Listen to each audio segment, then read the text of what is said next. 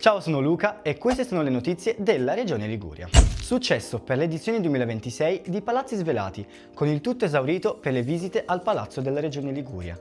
Cittadini e turisti hanno potuto conoscere la storia dell'edificio e visitarne gli spazi interni. Per la festa della Repubblica sono stati complessivamente 14 i palazzi aperti al pubblico. Questa sera, dalle 20:30, in Piazza Europa alla Spezia, si terrà l'evento Italia Donna, rinviato a causa dell'allerta meteo. Un viaggio all'insegna della cooperazione e della tradizione.